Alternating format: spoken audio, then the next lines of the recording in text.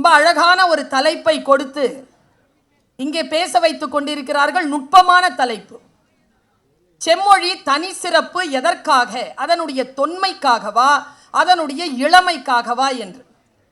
எதிரணியிலிருந்து வந்த சகோதரியார் தன்னுடைய வாதங்களை வைக்கின்ற பொழுதே அதனுடைய இளமைதான் என்பதாக தன்னுடைய வாதத்தை முன்னால் தொடங்கினார். ரொம்ப அடிப்படையாக பார்க்கின்ற பொழுது, நான் ஒரு மொழி ஆசிரியை, 25 ஆண்டு காலமாக தமிழ் மொழியை தலைமுறைக்கு சொல்லிக் கொடுக்கக்கூடிய ஒரு வாய்ப்பை பெற்றவள். 1000 ஆண்டுகள் ஒரு மொழி பேசப்பட்டிருந்தால், ஒரு மொழியில் நாகரிகம், கலை, இலக்கியங்கள் தோன்றியிருந்தால் அந்த மொழிக்கு செம்மொழி என்கின்ற அங்கீகாரம் கிடைக்கும் என்று சொல்வார்கள். 2004ஆம் ஆண்டு ஒன்றிய அரசிடம் தமிழ் மொழியை செம்மொழியாக அங்கீகாரம் கிடைக்க செய்த பெருமை அன்றைக்கு முதலமைச்சராக பணியாற்றிய, இன்றைக்கு பிறந்த நாள் விழாவை கொண்டாடி கொண்டிருக்கக்கூடிய முத்தமிழறிஞர் டாக்டர் கலைஞரை சாரும். அவர்தான் செம்மொழி என்கின்ற தகுதியை நமக்கு பெற்றுக் கொடுத்தார். நான் ஒரு நுட்பமான விஷயம் சொல்கிறேன். 2004ஆம் ஆண்டு நமக்கு இந்த தகுதி கிடைத்தாலும் 1000 ஆண்டுகள் பேசப்பட்டிருந்தால் போதுமானது என்கின்ற வரையறைக்குள் நாங்கள் அதை பெற்றிருக்கிறோம். கணக்கின்படி பார்த்தால் இன்றிலிருந்து 3000 ஆண்டுகளுக்கு முன்னாலேயே பேசப்பட்டிருக்கக்கூடிய மொழியாக தமிழ் மொழி விளங்குகிறது என்கின்ற பெருமை நமக்கு இருக்கிறது. தொன்மைதான் அதனுடைய சிறப்பு என்று நாம் பேசினாலும், எங்கே நான் இளமைதான் என்று பேச வந்திருக்கிறேன் என்றால், 1000 ஆண்டுகளுக்கு மேலாக பேசப்பட்ட மொழி இன்றைக்கு வழக்கொழிந்து இருக்கக்கூடிய பல மொழிகளுக்கு நடுவில் இன்றைக்கும் வழக்கொழியாமல் சிண்டுகள் முண்டுகள் வரைக்கும் அதை பேசிக்கொண்டிருக்கிறோம் என்றால், அதுதான் தமிழ் மொழியினுடைய ஆகப்பெரிய சிறப்பாக நான் கருதுகிறேன். 1000 ஆண்டுகள் பேசப்பட்டிருக்க வேண்டும் என்பதல்ல, 1000 ஆண்டு காலமாக பேசப்பட்டு கொண்டே இருக்கிறது இல்லையா, அதுதான். அது அவர்கள் தொட்டு காட்டினார். 20 வயசு பையன் இளமையோடு இருக்கிறது பெருசா, 90 வயது கடந்த ஒரு மனிதர் இளமையோடு இருக்கிறது பெருசானா, 90 வயது கடந்தவர் இளமையோடு இருக்கிறது தான் பெருசு.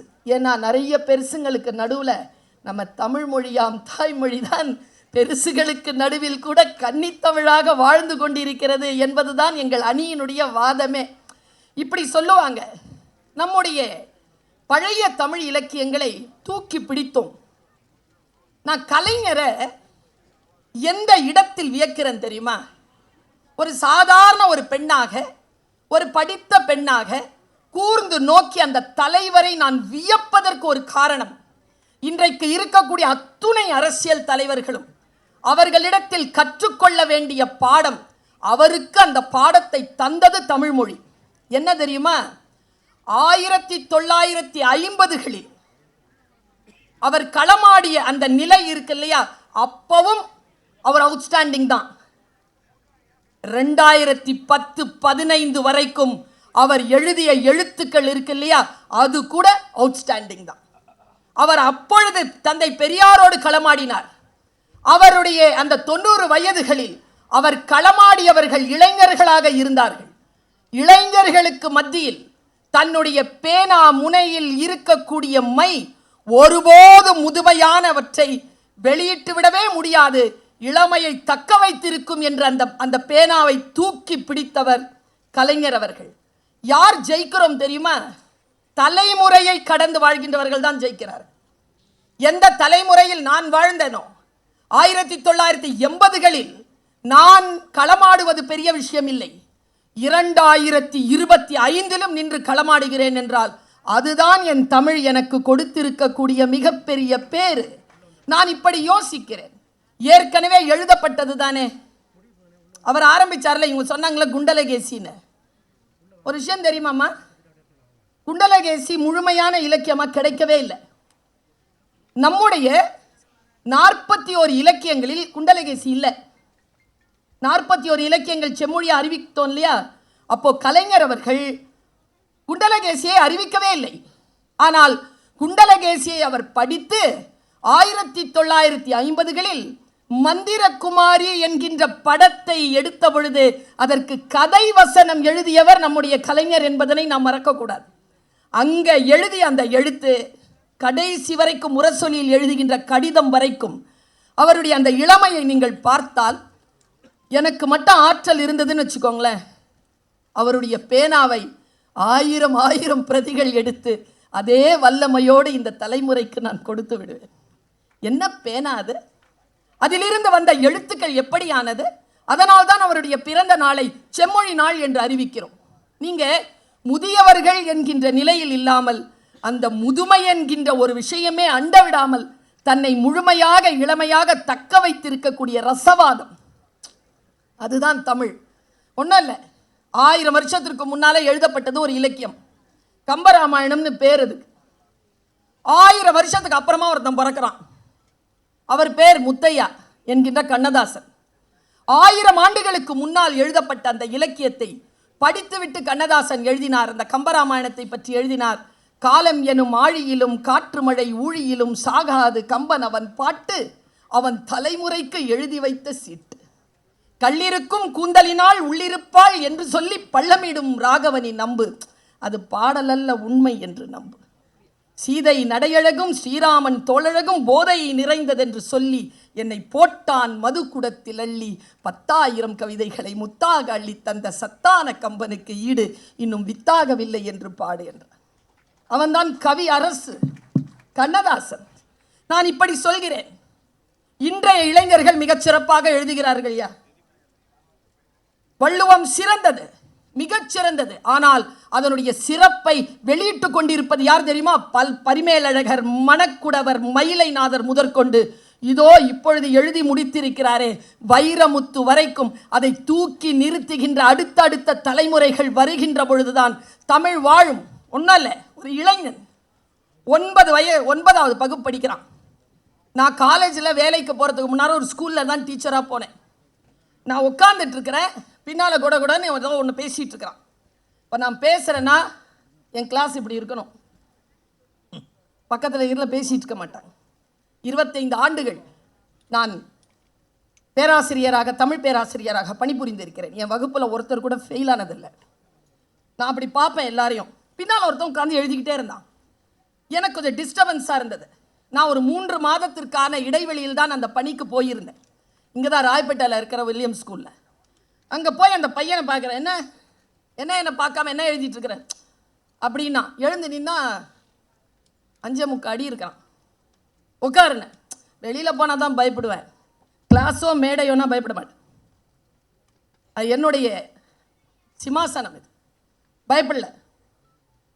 என்ன எழுதுறேன் பாடம் கவனிக்காமல் எழுந்துருச்சு. அவன் சொன்னான், நீங்கள் என்னமோ பேசுகிறீங்களே. நான் கேட்டேன்னா உட்காருனேன். உட்காந்து மறுபடியும் கொடுன்றான். என்னப்பா கிளாஸ் கவனிப்பியா இல்லையான்னு. பக்கத்தில் ஒரு பையன் உட்காந்துருந்தவன் பிடுங்கிட்டு வந்து இந்த டைரியை என்கிட்ட கொடுத்துட்டு உஷாராக முன்னால் உட்காந்துட்டான். பின்னால் போனால் அடிப்பான்ட்டு. படித்தேங்க, ஃபோட்டோகிராஃபிக்கல் மெமரி எனக்கு. படித்து அப்படியே மனசில் பதிஞ்சது பாருங்க. 14 வயது குழந்தை இன்றைக்கு தமிழ் எழுதுகிறான். இந்த 14 வயசு பிள்ளை எழுதுனது என்ன தெரியுமா? இந்த கவிதை இவ்வளோதான். ஆனால் வெண்பா அவங்க சொன்னாங்கல்ல, இன்னைக்கு அதெல்லாம் எழுத வரலன்னு. கிடையாதுங்க, இன்றைக்கும் மரபு தொடர் இருந்து கொண்டே இருக்கிறது. அதனுடைய இளமையை தக்க வைத்துக் கொண்டே இருக்கிறார்கள் என்பதுதான். அவன் எழுதுறான், 4 வித பண்புகளும் இருக்கும், 4 வித பண்புகளும் இருக்கும், அவள் நாவசைய 4 முறை பிறக்கும். விழி சந்திரனோ சூரியனோ என்று தினம் மையமெழ கண்களிலே ஜாடை பல தெரிக்கும், உடல் சிலிர்க்கும். அன்றொரு நாள் பெண்ணவளை பார்த்தேன், அந்த பெண்ணழகை கண்டு மனம் வேர்த்தேன். அட இன்னி செய்வன்பா, அட பீடி வாங்க காசு இல்லை, பென்ஸ் வண்டி யோசனையா என்று மனம் சொல்லிவிட மறந்தேன், உடனே இறந்தேன்னு எழுது. அட பாவி, வாடா வெளியில, வா வெளில வா. வெள்ள மேஸ் கொடுத்துருங்க மேஸ். இல்லை வா, நீ அறத்து பால் அப்புறமா நடத்திக்கலாம், நீ வா. என்னடா இது, கொடுத்துருங்க மிஸ், கொடுத்துருங்க. ஏய், இன்னைக்கு தான் ஸ்கூலுக்கு வந்திருக்கிறீங்க, I am a bad boy. நானும் பாய் தான், யாருன்னு சொல்லு. அவன் சொன்னாங்க, பேர் சுஜாதா மிஸ் +2. இந்த கவிதை எழுத வச்சவ. அவன்கிட்ட சொன்னேன், இவ்வளோ அழகாக எழுதுறியடா, தத்தகாரம் போடுறேன், எழுதுவியா? அப்படின்னா என்ன மிஸ்? தான தனந்தன தான தனந்தன தானா, தன தான தனந்தன தான தனந்தன தானா எழுதிட்டு மட்டும் வந்துட்டான்னு வச்சுக்கேன், உனக்கு என்ன புத்தகம் வேணுமோ கொடுக்குறேன்டான. அவன் என்ன கேட்டான் தெரியுமா? நான் எழுதிட்டு வரேன் மிஸ், ஆனால் நான் கெட்ட பையன் இங்கெல்லாம் சொல்கிறாங்க, நீங்கள் என்னோட நின்று பேசாதீங்க, ஸ்கூல் முடிஞ்ச அப்புறமா பேசுங்க, எனக்கு சுந்தரராம் சாமியினுடைய புளியமரத்தின் கதை வாங்கி தரீங்களா? எந்த வயசு பையன் கேட்குறான்? 14 வயசு பையன் கேட்குறான். சுந்தரராமசாமியின் புளியமரத்தின் வாங்கி தரேன்டான், எழுதிட்டு வா. இன்னொரு வாட்டி சொல்லுங்க மிஸ். தான தனந்தன தான தனந்தன தானா, தன தான தனந்தன தான தனந்தன தானா. புரியல மிஸ்? உனக்கு புரியுற மாதிரி சொல்லவா? சொல்லு. அவ வானத்து நிலாவை வளைச்சி போட்டு வச்சிருக்கா பொட்டு, அவ வானத்து நிலாவை வளைச்சி போட்டு வச்சிருக்கா பொட்டு, அது அத்தான் மனசை தொட்டு. இதாண்டா அடி எடுத்து கொடுத்துட்டேன், எழுதிட்டு வாங்க. அடுத்த நாள் புள்ள எழுதிட்டு வந்துச்சுங்க. அஸ் அ டீச்சர் நான் சொல்கிறேன், என்ன தொன்மை என்கிறீர்கள்? அவ யார் தெரியுமா? அவள் சீரிழமை திறம்பியந்து செயல் மறந்து அப்படி பார்த்துட்டு நிற்கிற கூடிய பேரழகி அவள், பெருந்தாய் அவள், பெரும் கன்னி அவள், தமிழ் வெறும் தொன்மை. இதோ நான் இதோ இந்த விஷயத்தோட நான் நிறைவு செய்கிறேயா. அந்த பையன் எழுதிட்டு வந்தான், நான் வாசிக்கிறேயா, நான் ஒன்றும் மனசில் தான் இருக்கு, எழுதி வைக்கல நான் இந்த கவிதையை. அவன் எழுதுறான், கண்ணுக்குள்ளி இருக்கு காவேரி போல காத்து இருக்கும் பொண்ணே, பக்கம் ஓடிவாடி என் கண்ணே, நான் காத்து காத்து நின்று மனசு வாடி போச்சு ஏங்கி, என்னை வாட்டுவதேனோ பாங்கி. அந்த டைமில் காவேரி பிரச்சனை ரொம்ப ஹை லெவலில் ஓடிட்டு இருந்த டைம். இப்படி எழுதுறான் பாருங்க, கண்ணுக்குள்ளி இருக்கு காவேரி போல காத்து இருக்கும் பொண்ணே, பக்கம் ஓடிவாடி என் கண்ணே, நான் காத்து காத்து நின்று மனசு வாடி போச்சு ஏங்கி, என்னை வாட்டுவதேனோ பாங்கி. அடுத்தது எழுதுறான் பாருங்க, என்ன சங்க இலக்கியத்தில் நான் மூழ்கி மூழ்கி முத்தெடுத்தவள் நான். ஆனால் அதே திணறலோடு இந்த குழந்தையின் கவிதையை நான் பார்க்கிறேன். பெய்யும் மழையில மின்னலை போல முகத்தை நீயும் காட்டி, பெய்யும் மழையில முன்னலை போல முகத்தை நீயும் காட்டி, என் உசுரை கொஞ்சம் வாட்டி, நான் செத்து செத்து பொழைக்க நீயும் போகிறியே நில்லு, என்னை கொல்லுவதேனோ சொல்லு. நீ ஓடக்கரையில் வளைஞ்சி நெளிஞ்சு நடக்க அழக பார்த்து இந்த அன்னசில் இருக்குது வேத்து, வழி போகும்போது நின்னு முகத்தை நீயும் கொஞ்சம் காட்டு, இந்த உசுரை இன்னும் வாட்டு. நீ வையற போதில வளைஞ்சி நெளிஞ்சு கோலம் போட்டு பழக அத்தான் ரசிக்க அந்த அழக, உன் கொலுசு சத்தம் குலுங்க குலுங்க ஏங்குதடி நெஞ்சு, வஞ்சி நீயும் வந்து கொஞ்சு, என் மாம வீட்டு மயில நீயும் மாறி போகலாமா, என்னை வாட்டி வதக்கலாமா, நான் கொஞ்சம் கொஞ்ச வஞ்சி நீயும் மிஞ்சி போகலாமா, மனசை போட்டு மிதிக்கலாமா. முடிஞ்சிருச்சாடா கவிதைன்னு? முடிஞ்சிருச்சு மேடம். என்னடா மிதிக்கலான்னு முடிச்சிருக்கிற? ஒழுங்கா முடி, புக்கு ஒழுங்கா முடி தரேன். ஒழுங்கா முடிக்கிறதுனா என்ன மிஸ்? சுபமாக முடிடா. சின்ன பையன், நீ காத்திருக்கிற எவ்வளோ காலமா? சுஜாதா என்னடா பண்ணுறா? +2 தான் சொல்லிட்டேனே மிஸ். நீ ஏன்டா 9th இருக்கிற? நானும் அவளும் சேர்ந்து தான் மிஸ் படித்தோம். அவளை நினச்சிக்கிட்டே நான் இருந்துட்டு அவன் முன்னேறிட்டா மிஸ். நீயும் முன்னேறிப்போ, ஒழுங்கா எழுது. அடுத்த நாள் எழுதிட்டு வந்தாங்க, முடிச்சிட்டு வந்தான் அவன். நீ காலு மேலே காலை போட்டு அலைஞ்ச தண்ணி மேலே, நீ காலு மேலே காலை போட்டு அலைஞ்ச தண்ணி மேலே இந்த மனசு பதிஞ்சதால நான் ஓட்ட போட்ட ஓடம் போல ஆடு ரேண்டி சாலம், நம்ம கூடுவது எந்த காலம். எழுதிட்டானா? எழுதி முடிச்சு அவனும் பரிசு வாங்கிட்டான். நான் சொல்லுகிறேன், நேற்று இந்த சென்னையில் 6000 கவிஞர்கள் பங்கு கொண்ட ஒரு மிகப்பெரிய போட்டி, உலகமெல்லாம் தமிழ் கவிதை போட்டி நடந்தது. அதில் 59 கவிதைகள் தேர்ந்தெடுக்கப்பட்டு முதல் 3 கவிதைகளுக்கு 1 லட்சம் ரூபாய் பரிசு கொடுக்கப்பட்டது நேற்று சென்னையில்.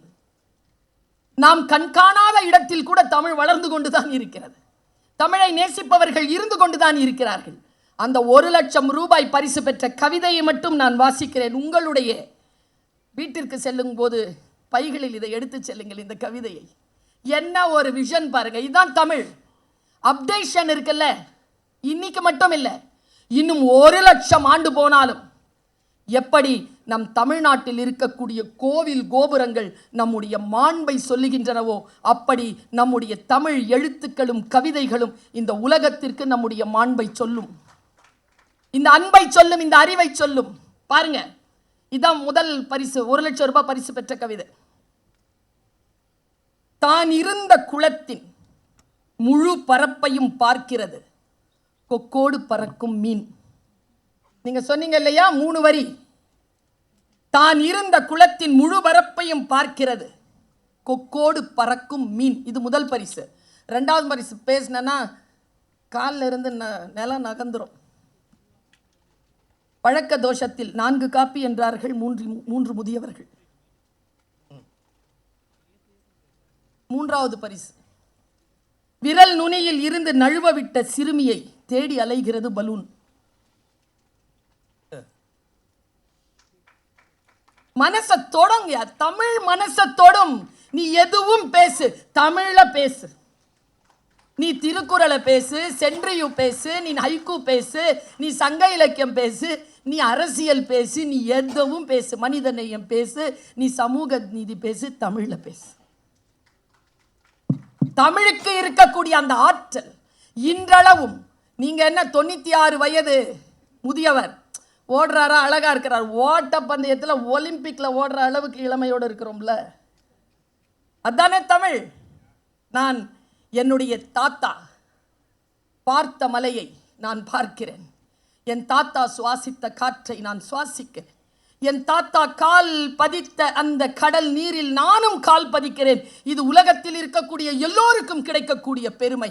ஆனால் என் மூத்தோன், என் முன்னோன் பேசிய மொழியை நானும் பேசிக் கொண்டிருக்கிறேன், என் தலைமுறையும் பேசும் என்பதுதான் அதன் இளமையின் ரகசியம் என்று சொல்லி, செம்மொழி என்கின்ற தகுதியை நமக்கு தந்து அந்த நாளை தந்தவர் பெயரால் கொண்டாடி நம் அனைவருக்குமான, நான் ஒன்று சொல்றேங்க, நமக்கான காவல் தெய்வமா நான் நினைச்சிட்டு இருந்தது முத்தமிழறிஞரை தான். அவர் இந்த மண்ணுலகை விட்டு போகின்ற பொழுது இன்னொரு பாடிகார்ட் முனுசாமியை கொண்டு வந்து நம்ம முன்னால நிறுத்திட்டார். அது நமக்கான பாடிகார்ட். அது அந்தோனியோ அப்துல் ரஹ்மானோ போகும்போது எலுமிச்சப்பழத்தை வச்சுட்டு தான் போகணும். அதை தாண்டி நமக்கான வரலாறு இல்லை, அதை கடந்து நமக்கான பாதுகாப்பு இல்லை. அந்த தளபதி தான், அந்த தலைவர் தான் தமிழ் இனத்தை, செம்மொழியை மீண்டும் மீண்டுமாய் நம்முடைய அடுத்த தலைமுறைக்கு கொடுக்கக்கூடிய ஒற்றை வாய்ப்பு என்பதனால் என் தமிழால் உங்களை வாழ்த்துகிறேன்.